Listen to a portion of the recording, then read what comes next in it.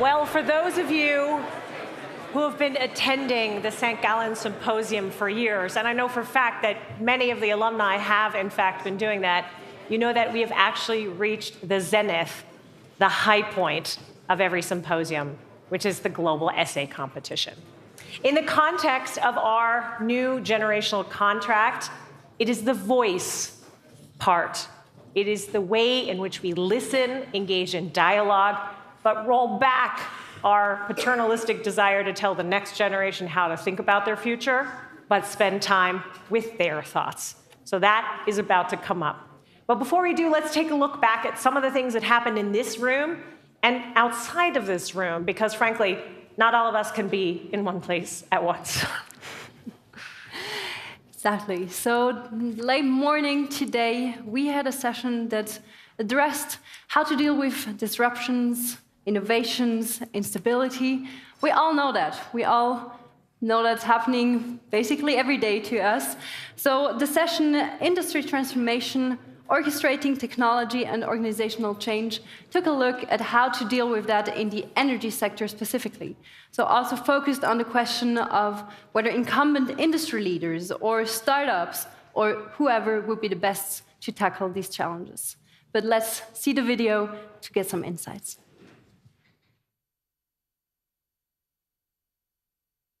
What makes me quite upset is when we see people, protesters, right, scientists, handcuffing themselves or gluing themselves to things and barricading either entrances as a form of protest. I think people, I mean, whether it's Fridays for Future, but also just Extinction Rebellion and all these movements that are so extreme, but why are people doing such extremes and possibly ineffective ways, is because they don't know what else to do. This is desperation. We need to prove that there are not just long-term saving the world advantages, but that there can be, if you do it smart and agile, that there can be competitive advantages of moving.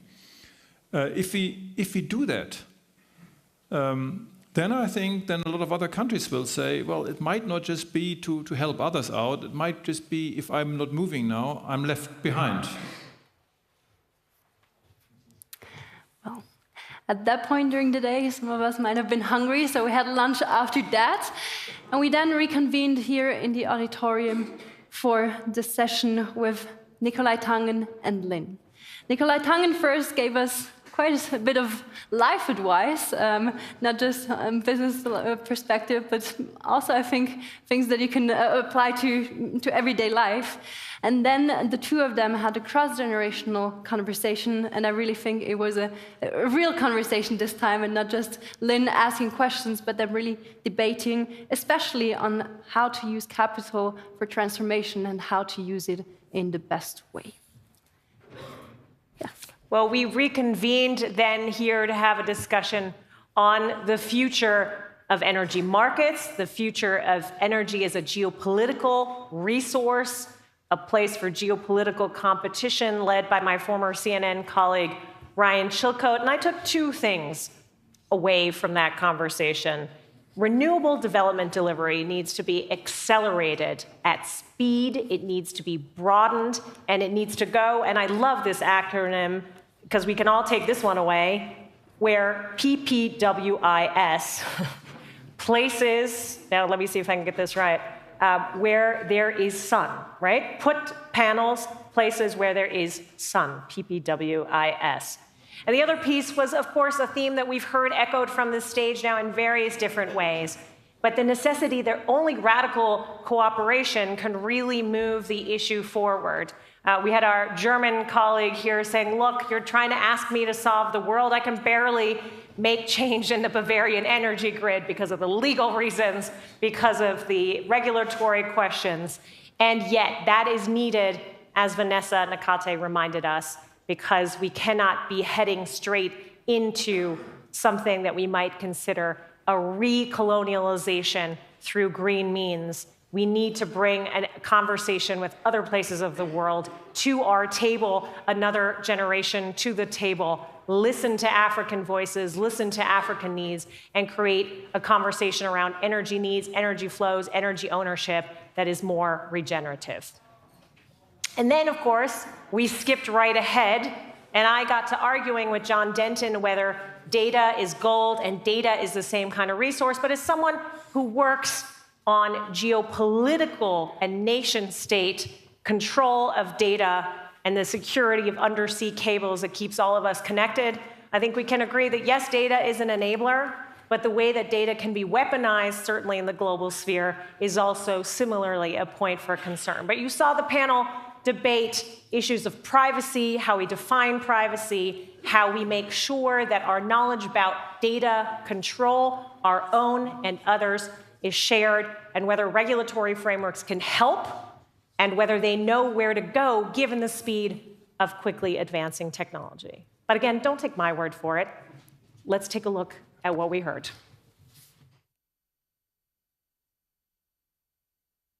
Data is the new gold. Data is the new uranium.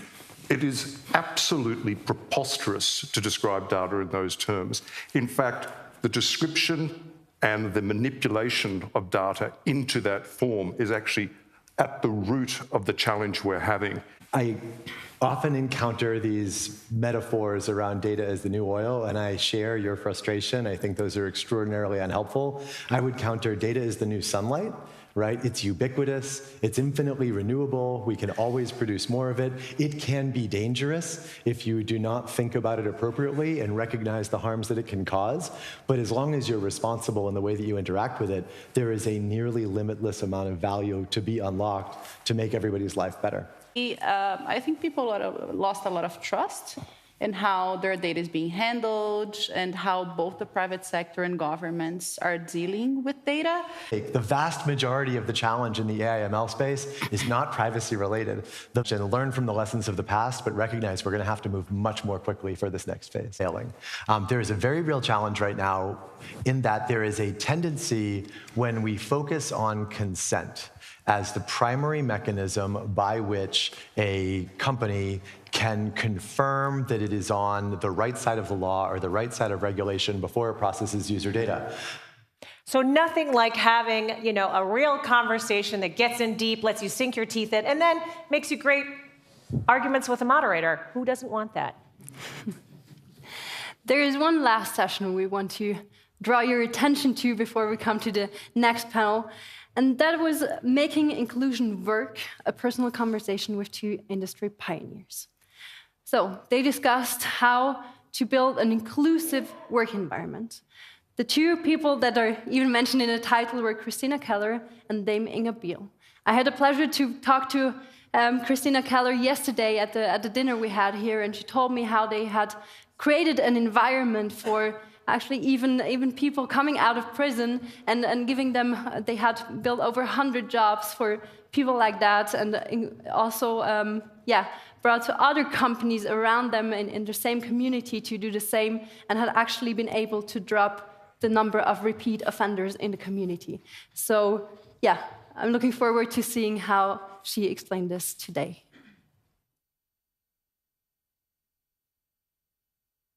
Diverse teams are more innovative, bring better solutions because they have different perspectives. And this didn't matter. And I couldn't work out what was going on, why the young generation that were coming in weren't changing things. And then I realized the power of this culture at work. The culture meant that if you were different, if you spoke up or challenged anything, you were either rejected or you took yourself out because you couldn't cope with it. So therefore, if you stayed, you conformed. What I see a lot in the companies, these were once high potential women. Then they are pregnant, they give birth, and all of a sudden they were off these lists. And then sometimes I'm very cynical and say, I didn't give my brain away with giving birth to a baby. Because if you feel part of things at work, you will be more productive. You will be much more innovative because you'll be working together as a team. Because you need to use your voice to make that change heard, and that is the perfect bridge to what we are going to listen to, engage with right this afternoon, or in the last part of our afternoon with the essay competition. But I know that all of you return, maybe honestly not for everything that happens on stage, but for the evening program, right? In your heart of hearts, Deborah. Thank you very much. Exactly. So after this session, we will all be moving over to the Square building. You should all know it by now. May have had a session there already. That's the first. So that's the first time we're doing this evening session over there. And it is under the motto of Discover Our Universe. You might have seen some lights already installed there. They are building up quite a few more things right now for us to really feel like we're entering into a voyage through our universe tonight. There will be, of course, food and drinks, starting from 7, so directly after this panel, or this GC discussion. And then at 8:30, there will be an unplugged concert by the Swiss singer and songwriter Priya Raghu. That's also going to be in the Square itself. You'll see when it's going to happen. Exactly. To end the night, there is, of course, the traditional open house night for everyone who's young or young at heart to really party like in the student days. We have a student flat ready for you where you can really go back and delve into old memories of your student days. I graduated from college in 1999, so now when people tell me that's a space to party like it's 1999, that's what I really, get thrown back. But really now, what you're really all here for is this part of the program, the presentation of the Global Essay Award winners. And so you'll meet right now 3 leaders of tomorrow that among really several hundred, and it was an enormous number, and the people who went through them and combed through them and thought with depth and with rigor about what constitutes some of the most innovative ideas, these 3 are the ones that stood out. The idea was how to preserve legacies, where to disrupt, and where to replace legacies of previous generations. Yes, so let's now give a voice to these 3 winners of the Global Essay Competition. And I would like to ask Aditya, Ghosh, and Marisa Endrulat on stage, who will be moderating this panel.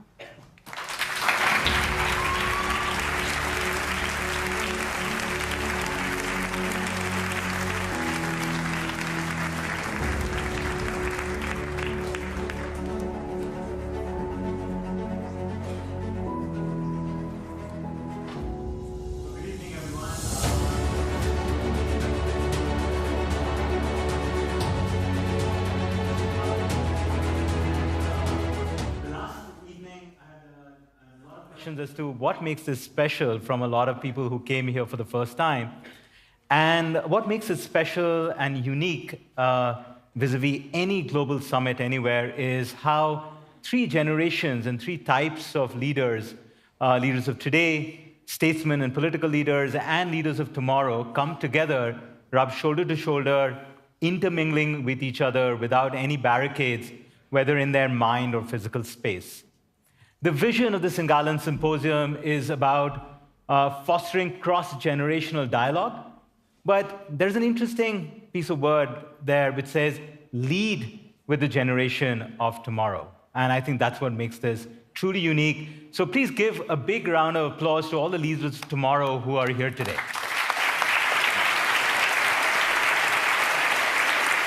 Thank you. This is the 34th year of the Global Essay Competition. And we had, of course, as Catherine was saying, hundreds of submissions and from across the globe. And to tell us more about it, I have on stage a very bright young lady who is a member of the ISC this year, member of the Leaders of Tomorrow. She's a team member of the Leaders of Tomorrow. Marisa, tell us more about the GEC. Tell us more about hundreds of applications, where they came from, and so on and so forth. Thank you for the introduction, Aditya. So like you mentioned, I'm Marisa, and I was responsible for the Leaders of Tomorrow this year. Together with my colleague Leonie, Thomas, and Enno, we've worked very hard the whole year.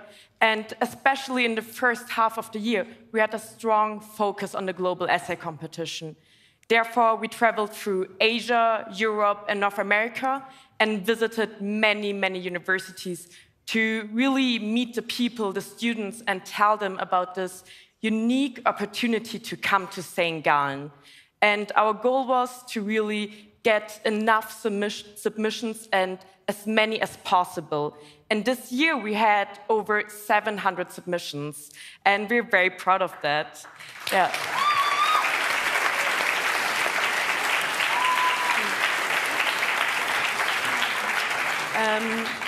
And how did we choose the winners? So first we have this academic jury.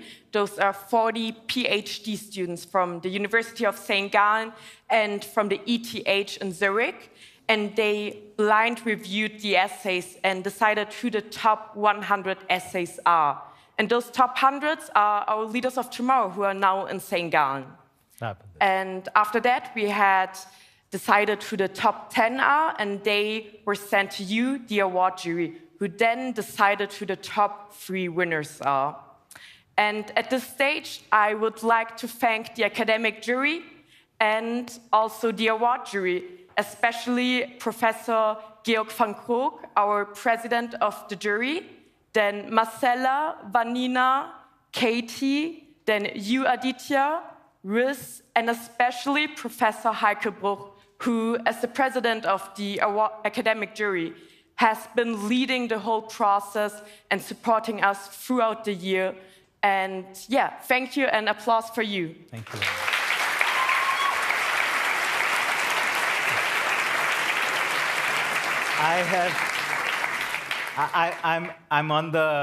I've been on the main jury for a while, and this is the only time in my life where I feel slightly more intelligent than 40 PhDs trying to, review through 700 essays. So, well, every year we have 200 Leaders of Tomorrow.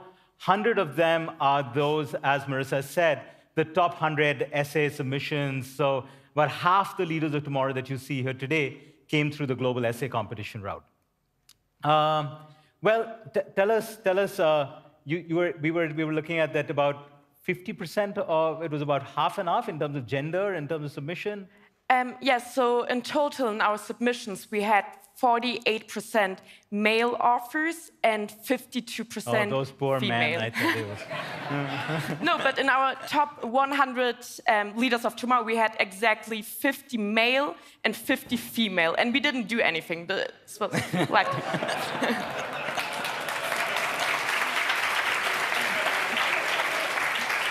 So for a change, the men got that extra 2% out of their own effort. So tell us, Marisa, which ones you read them, and I have a certain view, but you read through the essays. Which one were your favorite topics? Any unexpected topics? What I really enjoyed when I was reading the topics, you could really see the challenges we are focusing right now. And for example, one of the main topics in the top 100 essays were really future of education and sustainability. And I think there you can see the challenges and also the issues we have to address and where we have to find solutions, which are also long-term, because those are the problems of our generation, of all the generations and the future generations. And that's, I think, is really, at the global essay competition, the beautiful thing, that you can see the challenges and also maybe those ideas the generations have for solutions. Well, having read the 10 essays, and I speak for all the jury members, some of whom are in the room, in the hall today, it was extremely tough. So clearly the 40 PhDs failed. And it was extremely tough because they were all trying to solve big, hairy problems. One of the issues that the new generation and Leaders of Tomorrow faces, not only do they have to try to save the world from everything that we have done, but also try to deal with the more immediate crises that surround us. We had 3 winners. The top 3 winners are going to come up and join us on stage in just a bit. You're going to get to see them. You're going to hear them talk about their topics, everything from healthcare to artificial intelligence to public libraries. And often, even though it was not the most new solution, it was just a solution that was workable, that was well structured, that was well thought through, and these essays were really well rounded. And I'm told by very reliable sources that it was pre-ChatGPT days. So thank you, Marisa, for joining us on stage. And now we have the pleasure of bringing on stage our keynote speaker for the evening, who some of you heard last evening. And if, like me, you went away inspired, please get ready to be awestruck and inspired once again by Sal Khan, who is the founder CEO of the Khan Academy. It is one of the world's largest, if not the largest, online non-profit educational platform. Sal grew up in the United States.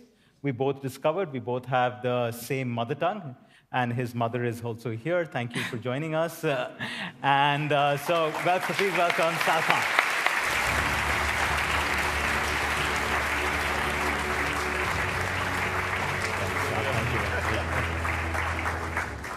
Thanks, everyone. Well, a huge honor to be at this essay competition. And you know, what's interesting is when we talk about intergenerational contracts, which is really the focus of this, as we heard, there's a big theme about the future of education. And Aditya kind of made that somewhat awkward joke about ChatGPT, and this being an essay contest, it actually becomes a pretty serious matter. So these are the types of headlines that we have been seeing around things like ChatGPT for the last several months. That it's essentially going to write for students, it's going to undermine education, students are going to be using it to cheat, how will the education system cope with it? And I'm actually curious, how many of you believe that ChatGPT is going to undermine education, that it's a very serious problem? How many of you? Okay, a few. How many of you are excited? You say, okay, we're going through some growing pains, but well, okay. And how many of you are confused and unsure by all of this? All right, good. Well, I'll hopefully, I'm actually going to do a post-test to see if I had any effect on the audience. But you know, none of us can predict the future, and this really is going to be, I believe, the inflection point of our lifetimes. But I'd like to make the argument that we have an opportunity where not only can we mitigate a lot of the risks that people are talking about with education, but if we use the technology right, we might be able to create a renaissance. We might be able to accelerate education in ways that would have seemed science fiction even a year ago. And the way that we're going to do it, I believe, is by finally giving every child, every learner actually, not even a child on the planet, a personal tutor, and to give every teacher a teaching assistant. And to appreciate what a big deal this is a screenshot from Benjamin Bloom's famous 2 Sigma study that he published back in 1984. And the reason why it's called a 2 Sigma study, and actually the 2 Sigma problem, 2 sigmas represent 2 standard deviations. And what he showed is that if you take a traditional distribution of students, that's that middle bell curve right over there, and if you were to give those students one-on-one tutoring, especially mastery learning, personalization, so that you adapt to what the student needs, that you could actually end up with a distribution on the right-hand side there. You get a 2 standard deviation improvement. To put that in plain language, you could take your average student and turn them into an exceptional student. Or you could take a below-average student and turn them into an above-average student. Now, the reason why Benjamin Bloom described this as a problem, as opposed to a solution, he says, oh, this is great, but how can we actually give every child in a classroom a one-to-one tutor? The economics of it just don't work. And everything that we've done at Khan Academy, as Aditya introduced, you know, Khan Academy started actually with me tutoring my cousins remotely. One thing led to another. Word spread that free tutoring was going on in my family. I started tutoring 10, 15 cousins. I started making videos for them. They famously said they like me better on YouTube than in person. And so a lot of my journey over the last 15 years has been, how can I scale myself? How can I approximate this with more and more folks? And we've been working on personalized software. We've translated into 50 languages. We have 150 million students around the world who are leveraging Khan Academy in some ways as we aspire to this. But what's really, I think, exciting is about 11 months ago, the leadership team from OpenAI reached out to us at Khan Academy. And I had been following generative AI for a little bit, but I was skeptical.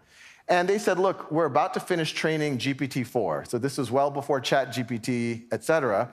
And we think it's going to be exciting, but we also think it's going to be a little bit scary. And we want to launch with a social positive use case.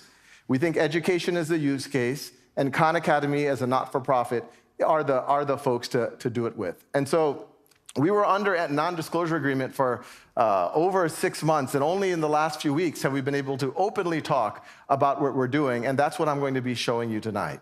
So what I'm going to show you first is the guardrails that we can put on the artificial intelligence to ensure it can be safe, and I'll show many of these guardrails, but more importantly, show how it can act as a tutor for every student and a teaching assistant for every teacher. So this is just a traditional exercise on Khan Academy. But the new thing here is what we call Khanmigo. It's the AI. And notice, the conversation is recorded and viewable by your teacher. If the student says, tell me the answer, very entitled student here, the AI will say, no, I'm not going to tell you the answer. I'm here to help tutor you. Now, if the student says, makes a mistake, so they're distributing the -2 incorrectly there, notice, not only is it noticing there's a mistake, but it has an intuition, like a great tutor, of where that mistake might be. Can you explain your thought process? Remember, we need to distribute the -2 to both the 9 and the 2m in the parentheses. Let's try that again. This is something that is surprising to a lot of folks who've been studying large language models, and there's a lot of special sauce that we've been doing above and beyond the GPT-4 model, but it shows the promise, and this isn't just in math. In fact, it's even stronger in other subjects. This is coding on Khan Academy. And all of this coding platform, everything I'm showing, it's all funded by philanthropy. It's available.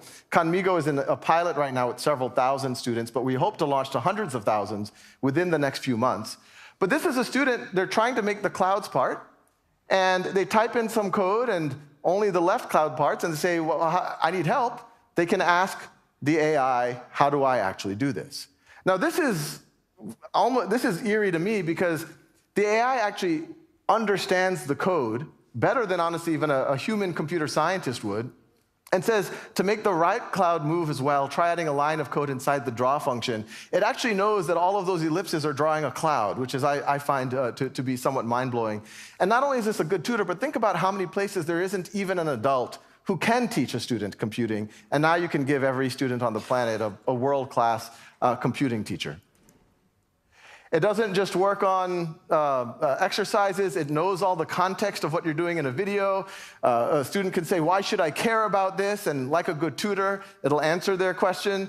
It says, well, what do you care about? In this case, the student says, I want to be a professional athlete. And then says, OK, well, then the science of molecules is important for nutrition, et cetera, et cetera. So in the high school that I went to, we had one advisor, one guidance counselor for every 200 or 300 students. So once again, we think there's an opportunity here to, and this is all launched where you actually have a career coach, a guidance counselor, an academic coach for every student. Once again, one-on-one. And this can all, you can imagine where this could go in terms of other areas of advising, interviewing simulations, et cetera, et cetera. And these are all things that are going to come literally in the next few months. We have an online high school that we do in partnership with Arizona State University, and that we have a student who's based in India, and she told me, we gave early access to Khanmigo to these students, and she was reading The Great Gatsby. And in The Great Gatsby, Jay Gatsby keeps looking at a green light, and she was wondering about the symbolism of it, and she did some Google searches, and she said, yeah, didn't quite still understand it, and then she remembered that she could actually talk to Jay Gatsby herself. So she goes to Khanmigo and she says, I'd like to meet Jay Gatsby. And Jay Gatsby says, splendid choice, old sport. And she says, why do you keep staring at the green light? The green light, old sport. It's a symbol of my dreams and desires. You see, it's situated at the end of Daisy Buchanan's dock, across the bay from my mansion. What's really fun about this young woman, Sanvi, she ended up having a several hours long conversation with Jay Gatsby. At the end of which, she apologized for taking Mr. Gatsby's time.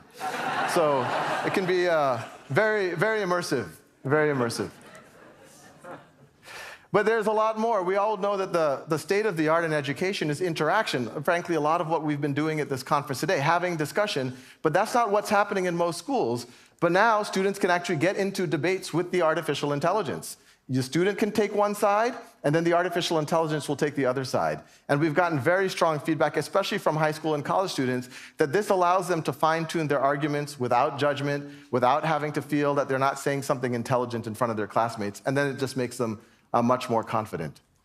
Now, a lot of the narrative has been AI is going to ruin kids for writing. They're not going to be able to write. This is an example, and this is especially for younger kids, where the AI actually writes with the student. In this case, the student wants to write a horror story. The AI says, ooh, a horror story. How spine-tingling and thrilling. And the student can write 2 sentences, and then the AI can write 2 sentences. And they keep doing, and once again, it's not doing the work for the student, it's doing the work with the student. This is what we think the future of reading comprehension is going to look like, where the student can, once they get to a certain point on a passage, they can tell the AI, hey, I've read up to that part, and then the AI, and this is a prototype, we're going to launch this in a few weeks, the AI can highlight parts of the passage and say, well, why did the author use this word? How would you have constructed differently? So once again, it's helping with the language arts, it's not hurting. This is on essay writing, very appropriate for an essay writing competition, where students, once again, it won't write the essay for the student, but it could act like a great language coach for the student, or an essay coach, where the student says, okay, here's my essay, does my evidence support my claim? And it can highlight parts of the passage and say, okay, this part doesn't quite support what your goal is, how might you write it differently? Notice it's not doing the work for you, it's doing the work with the student. Now, everything I've talked about is the student use case, but what I'm about to show you is how this can be a powerful teaching assistant for every teacher. So this is a history exercise on Khan Academy, and what you're going to see is the user is a teacher, and they can switch from student mode to teacher mode. So if they're in student mode and they say, tell me the answer, it won't tell the answer. It says, hey, I'm here to help you as your tutor. But if they switch to teacher mode, which they just did, now when they tell the answer, it becomes a teacher's guide. It becomes a teacher's assistant. Not only can it help explain and prepare the teacher, it helps create lesson plans. Here's a lesson hook, and it says here, we could create a role play with the students. And so this is all launched, and teachers are realizing that this could save them hours and hours and hours a day or a week, that this gives them more energy for themselves and more energy for their students. Now, this last slide, and I don't want to be harsh I tried to find a more delicate worded tweet, but the GPT-4 is a very powerful model, but it shows that the world is starting to realize that that you can have the underlying AI model, whether it's GPT-3 or GPT-4, but how you use it really, really, really matters. And I'll show, there's many things we're doing, but I'll show you one thing that y'all might find either exciting or a little bit scary, is that we worked with the OpenAI researchers, and we kept trying to make it a better math tutor, and there's a lot of things we did, but it was very frustrating because it still made some silly mistakes, until we realized, well, if I'm a real tutor, I don't immediately just start talking. I think about, how would I approach the problem before I evaluate the student? And so we said, well, what if we allowed the AI to also have thoughts that it does not share with the user? And so that's what you see right there on an internal conmigo thought. So many of y'all have not seen an internal AI thought before. That's what you have on the right-hand side, where before it gives feedback to the student, it reflects on how it would have approached the problem. And notice, it says the student got a different answer than I did, but don't tell them they made a mistake. Instead, ask them to explain how they got to that step. And then when we did that, we saw that the accuracy in the math went dramatically higher. So, I'll finish just with this notion that what was framed as a 2 sigma problem, I think is now the ultimate 2 sigma opportunity. That we have the opportunity to layer on all the work that Khan Academy and others have done, but actually give every student on the planet a tutor, every teacher on the planet a teaching assistant. And I know there's a lot of, as we saw earlier, there's a lot of fear in AI, there's some hope in AI, but I do think it's not a random coin flip. I think those who are afraid of AI, and there are many very smart people saying, oh, we should pause, et cetera, because it could lead to all of these dystopian realities. I think that can almost be a self-fulfilling prophecy. Because if we do pause, the only people who will pause are the rule followers. The people who will not pause are authoritarian governments, criminal organizations.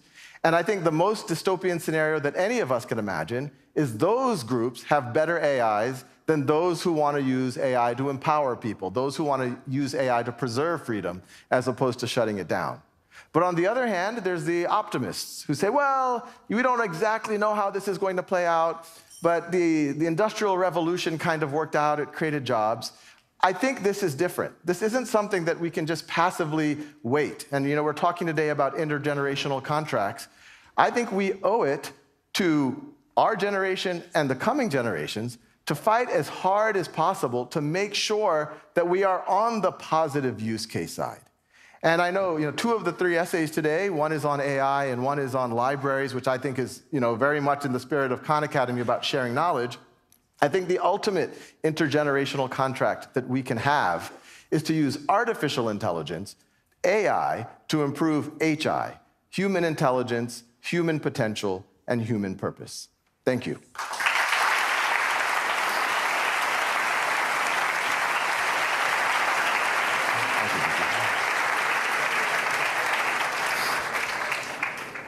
I told you, you'd just be awestruck and inspired. Thank you, Sal, but you just hold on for a bit. I now have the privilege of calling each of the top 3 winners of the global essay competition. They still don't know who is number 1, 2, or 3. And so in no particular order, let me first call upon Megan Murphy.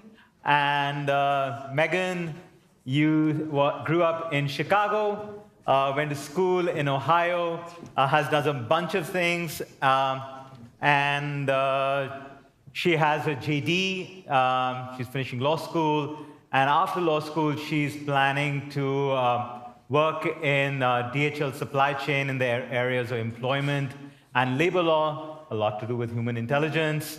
And even while she was at law school, she was the president of a public interest nonprofit, a public interest law nonprofit. So welcome, Megan. You can shake the hand of Mr. Khan. Congratulations.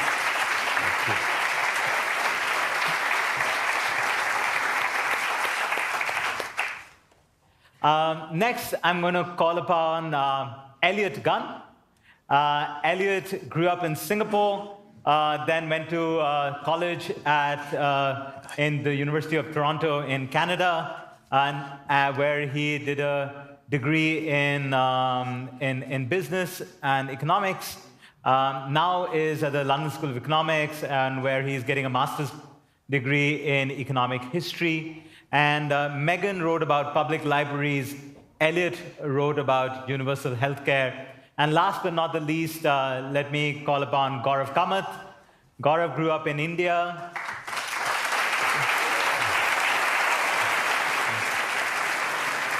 And did his first degree in a PPE program at Ashoka University, which I only found out yesterday because the names are redacted. Ashoka is the country's largest liberal arts university, where I'm one of the founders.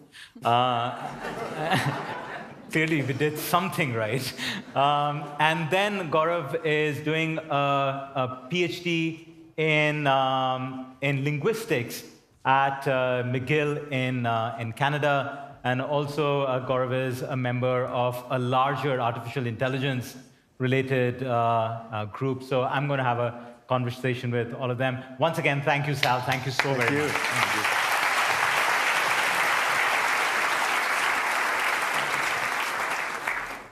All right, so Megan, maybe start off with you. The same question to all 3 of you.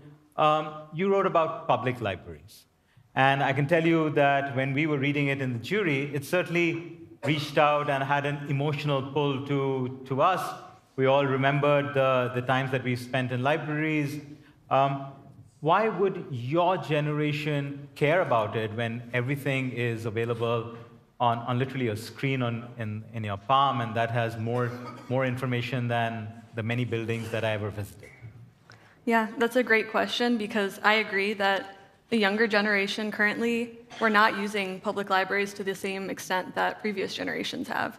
And this shift in visitorship is kind of happening at the same time as we're seeing decreases in library funding and increasing library closures.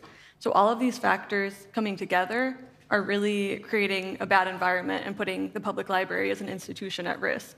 But I don't think this trend in visitorship really has to do with the fact that public libraries aren't valuable to our generation, or we're not interested in the services they offer. I mean, for example, I'm sure many of you in here have heard of Book Talk, the online community on TikTok with over 29 billion views, where mostly younger generations share book recommendations with each other. So I really think this shift has more to do with differences in how our generations prefer to communicate versus in person or digitally, and also the fact that the offerings of the public library really haven't changed much to keep up with the times and to engage younger generations in new ways. Because, like you said, we have all the information in the world in our pockets. Before we had Google to answer every single question we could ever have, libraries served as really important repositories of information that kind of equalized access. And that's still an incredibly important function, and the digital divide still exists. There are still gaps in access, but the younger generation needs more to get them out of their homes and into the library. Like, why would they come to that space instead of just buying the book they saw in Book Talk on Amazon and reading it in the comfort of their own home? So I think it's a really important problem to investigate, because there's lots of research about the positive externalities of libraries to the community. We need to find a way to get younger generations back into these spaces, because there's so much research on the social capital that libraries generate, which can lead to economic value and just improved quality of life in general. Thank you, Megan. Elliot, thank you.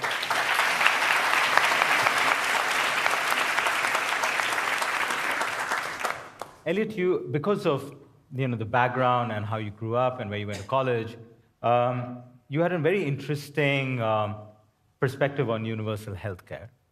And you compared what was happening in Canada as well as what you see happening in the UK with the NHS today. Tell us, what was the exact topic that you chose and how you approached it and compared the two? Absolutely. So as many of us know here, creating universal healthcare was a tremendous achievement of the 20th century. I chose this because it is a very precious gift from our forefathers. But as we know, in 2023, the picture is very different. In both Canada and the UK, we see headlines in the news about how our healthcare systems are broken, they're stagnant, and they're constantly in crisis. So I chose to look at these two countries because there are many similarities, but there are also really quite a few differences in how they execute their own universal healthcare systems. So for example, in the UK, come to learn that the NHS is much more centralized than the Canadian system, and they're more advanced in certain areas. They've been a leader in telemedicine long before the pandemic, and they've also articulated a vision of being digital first by the 2030. In the UK, the private health sector has been a companion alongside the public option for a long time. They work closely with psychiatric care and long-term homes. This is not as prominent in Canada. But between the two systems, there are also many more similarities. They both face significant sustainable funding problems, workforce challenges, maintenance backlogs, and a stunning lack of digitization, even as we are in the 21st century. And what was the exact topic of your essay? What was the problem that you were dealing with? It's restoring, I guess, this promise that was created in the mid-20th century of ensuring healthcare as a human right, where you don't have to depend on your family's ability to pay for healthcare. As a Canadian, And even now, as an international student in the UK, whenever I need care, I just show up to my doctor with my card, receive it, and I don't receive a bill. Thank you, Elliot. Thank you very much.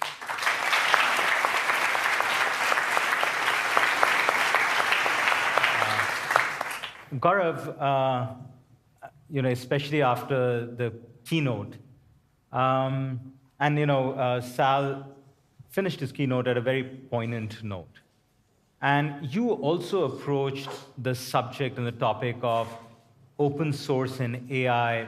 But before we dive into that, I remember that at the end of your very first paragraph, you said, this could be the best or the worst legacy of the previous generation.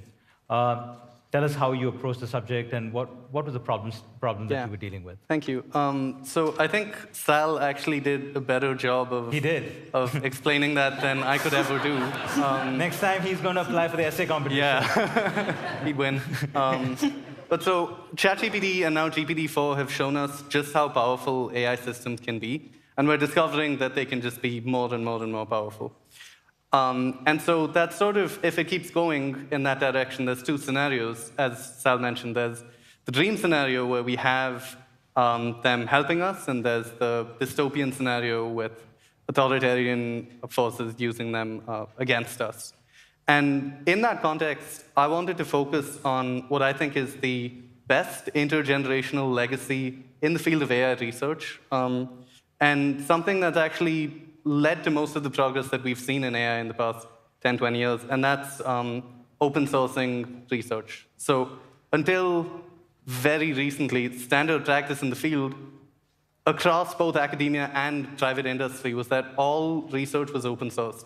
What does that mean? It meant that you could freely access the data sets used by a Facebook AI or a Google Brain. You could download their models for free. You could even re-implement those models using the code that they provided publicly. And that seems like a moral choice, but it had very concrete scientific outcomes. And ChatGPT is actually the best example of that. So most language AI systems these days are versions of what are called transformer models. The transformer model was first presented in a paper put out by a team at Google in 2017. They create this model, and really importantly, they publish all of its details as well as the code they use to implement it. And then just about a year later, a team at OpenAI takes a portion of that model, builds on it, and creates the original GPT, which is ChatGPT's great-grandparent. So without that choice to open source things, we 100% would not be where we are, at least as quickly. But the problem is that now there's a lot of signs that the industry is moving away from that. OpenAI, somewhat ironically, doesn't open source their models anymore. You can access them, or rather you can use them, but you can't access the underlying model. Google put out one of what I think is still the state-of-the-art image recognition models, but it's trained on a Google internal data set, so you and I can't see what that model is actually trained on. Now, I think that open sourcing research in AI has been one of the best intergenerational legacies because of what it's done.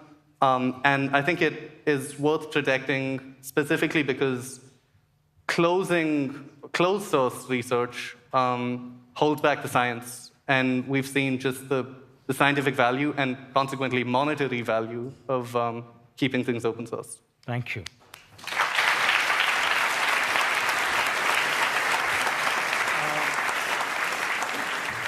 Interestingly, all three of you spoke about capital funding, around all the three projects that you dealt with. Megan, you talked about, the lack of public funding. You had a certain comment about the previous president, and on the lack of public funding in public libraries.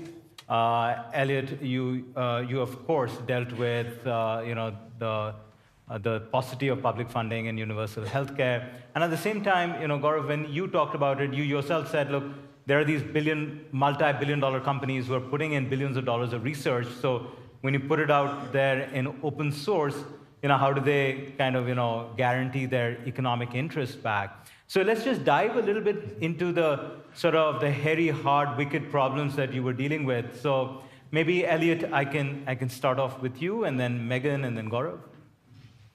For sure. So I think sustainable financing is a big problem in healthcare, especially in universal healthcare systems where you have a single payer, and most of the money that you spend on, you take it from taxpayers. And as we know, the taxpayer is very tired of hearing about increases to taxes year after year. So politicians have limited scope for room in that aspect. But I do think that to fund healthcare for the long term, to restore the promise of universal healthcare, we can only really recover capital two ways. One, from efficiencies, and two is from committing to higher taxes. So let me explain myself.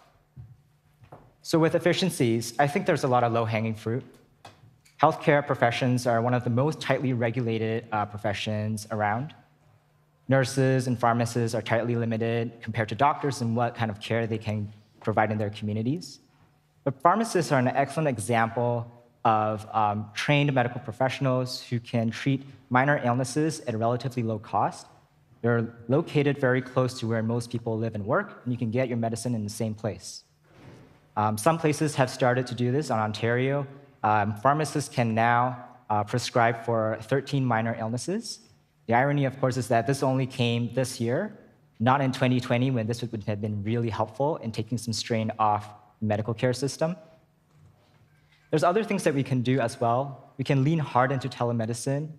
Some provinces in Canada are pulling back now that the pandemic is over, as there are disputes over who's paying for telemedicine, whether the standard of care is achieved the same way. And also, I would like to point out that healthcare professionals often talk about the Pareto principle, where 80% of healthcare usage comes from 20% of users. Many are advocates for how we need to target the socioeconomic determinants of health for people in lower income situations, people who are struggling with chronic illnesses, who could really benefit from preventative care before they reach the ER, where it is very expensive to treat. And in terms of taxation, I think this is quite an unpopular concept, but the reality is that if we want to have better care, we do need to pay for it. And this comes to something that I mentioned in my essay. A lot of us associate healthcare as a cost sink. If you look at the headlines, in the UK, you see news about junior doctors striking, the nurses striking, similar issues in Canada. But while managing cost and minimizing waste is a really important part of the government's responsibilities to its taxpayers, when you only frame healthcare in this way, it's easy to start thinking about it as a problem that you need to minimize, as a sector that must remain small. Instead, we need to start thinking about it as a value that we should pay for. Like an investment, I think. Exactly. What is the market clearing rate which will attract our junior doctors to stay in the UK instead of going abroad and taking their valuable training to countries like Australia or the US, who are willing to pay for that talent? Thank you, Elliot. Megan, funding for public libraries? Yeah, so funding has been a really big issue in the past decades. Just some quick examples. In 2019, Ontario, Canada, cut public library funding by 50% to reduce their budget deficit. Since 2010, the UK has closed over 700 libraries. So this is really a problem of huge scale. Why should public money go into libraries? Well, it's just a necessary public institution. And because of this, I devised a two-pronged solution to solve this issue by increasing the value proposition both to visitors and to the governments and taxpayers that fund the public libraries. So everyone can get something more out of this institution to justify the higher cost. So the first prong of my approach kind of relates back to what I was speaking about earlier with modernizing offerings for the younger generation. So in this regard, my proposal is to innovate and change the standard library computer lab into what I would call creation labs. And these labs would have all of the tools necessary for people of all ages to create any type of digital content, including mics, cameras, tripods to film podcasts, Adobe software suite for graphic designers, videographers, editors, professional audio mastering software for aspiring musicians, and more along those lines. And I think these spaces, not only would they be a very positive and unique environment for the community to gather and learn new skills, have fun with each other, but it would also encourage entrepreneurship among people of all ages and help to kind of bridge the current gap in access to online careers that are currently blossoming. And then from the more economic side, to increase the value proposition to governments and taxpayers, my theory is that we need to increase the perceived economic value of libraries through data. There's plenty of research out there on kind of the soft benefits of public libraries. That's very well studied, but this qualitative data doesn't always translate into the dollar signs that get the attention of people who fund these projects. Canada's public library system actually serves as a great case study of what this kind of data could do. In 2013, the Toronto Public Library did a first-of-its-kind cost-benefit analysis of their system and found that for every dollar invested in the library, it returned more than $5 in economic value. And since that study, 14 other libraries in Canada have used the same economic impact analysis, and they found similar returns on investment. So I believe that if libraries everywhere used that same kind of model, that would really ease their ability to advocate for this increased funding in a way that makes everyone happy. Thank you. And as I remember, especially, where you talk about the power of libraries to bring communities together. Mm-hmm. Because, the one, critique for the generation of today is how 5 people can be sitting around the table but staring into their screen, as opposed to, connecting with each other as a community. So thank you, Megan. Thank you. Gaurav?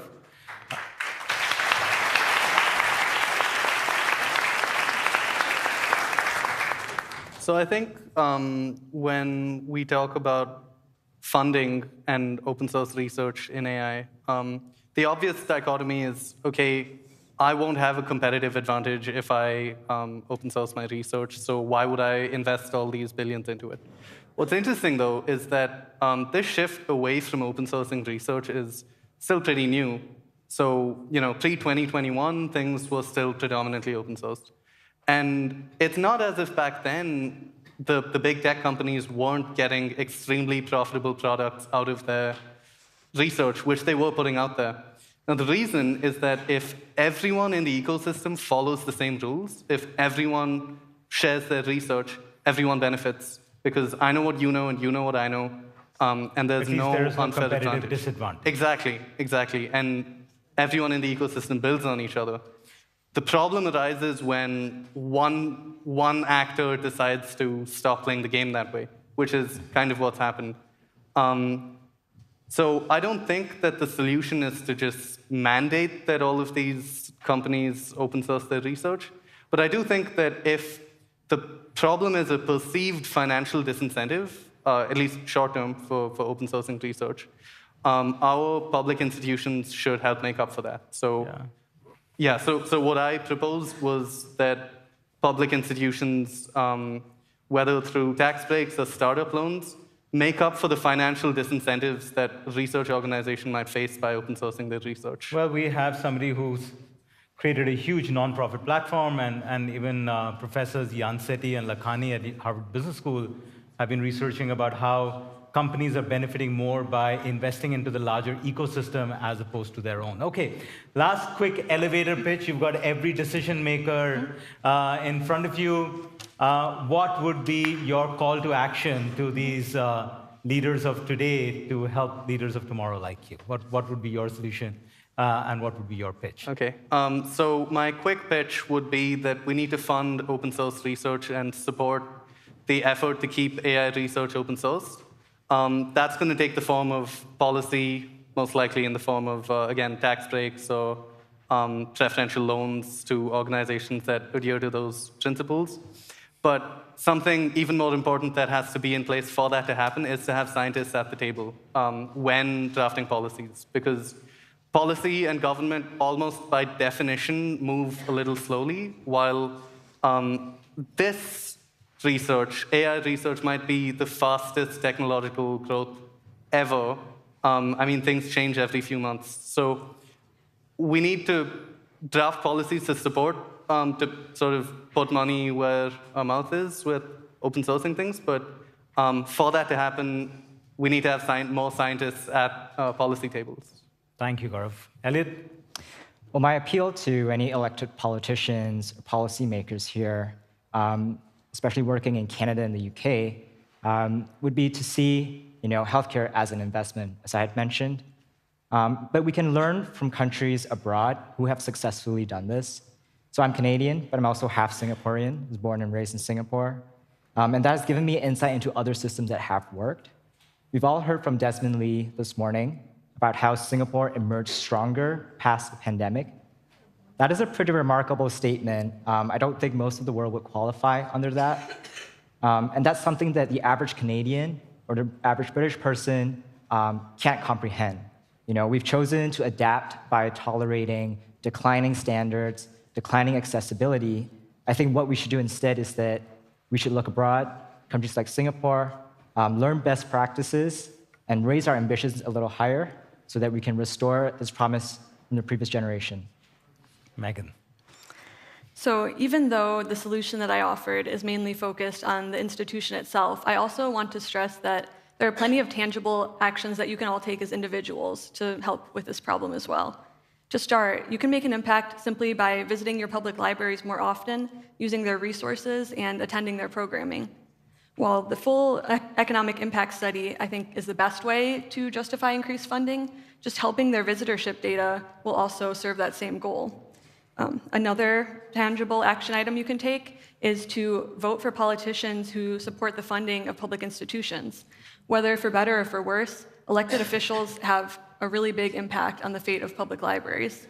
For example, just 2 weeks ago in the US, the Missouri House of Representatives voted to completely cut all public funding from libraries in the state. So it's very important to remain politically active to serve that end as well. Lastly, there are a lot of opportunities for community involvement in this issue. So any students in the room who are passionate about preserving their public libraries and maybe have experience in economics or data analytics, the Ottawa, Canada library system has published their framework for this economic impact analysis online. You can see their calculations and their data. So if you have the initiative, you can go to your public library, present that to them, and maybe offer your time and your talent to help walk them through that process and make a direct impact. Thank you.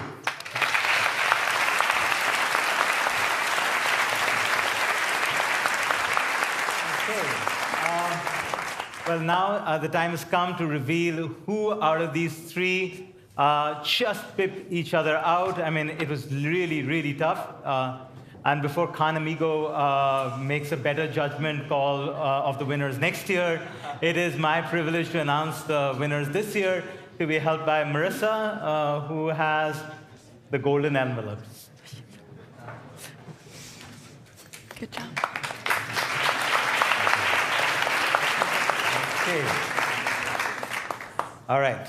Number 3 was a fabulously well-structured essay, very well-rounded, and delved deep into many social issues. So number 3 is Megan Murphy.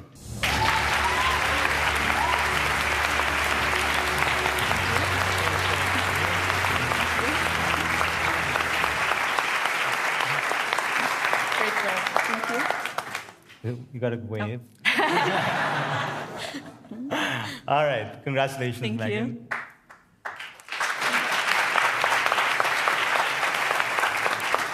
Okay, number 2 was a very well-researched essay. A lot of deep thinking, lot of background research, and dealt with an ever-changing environment around the topic. So number 2 was Gaurav Kamath.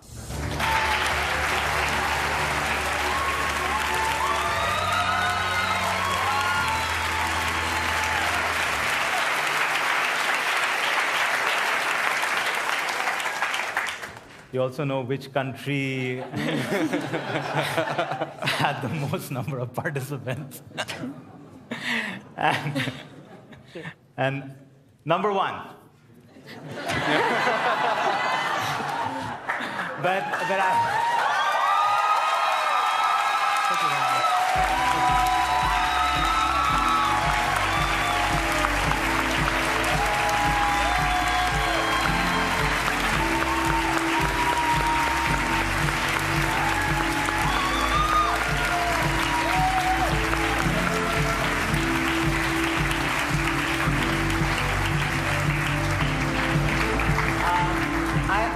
I just have to say something which really impressed us across all essays when we were reading it in the jury was really the authenticity with which every essay was written and how each one of them, and even some of the other top 10, really even articulated where were the challenges. So there was no bluster, there was no like sort of impractical, let's go save the world by tying ourselves to a tree. But it was really, really well thought through, including pointing out the challenges. So really going away at the end of this day, before we go to the square and a concert by Priya Raghu and opera, I think all of us can agree we are going away as inspired by them as our keynote address. Thank you.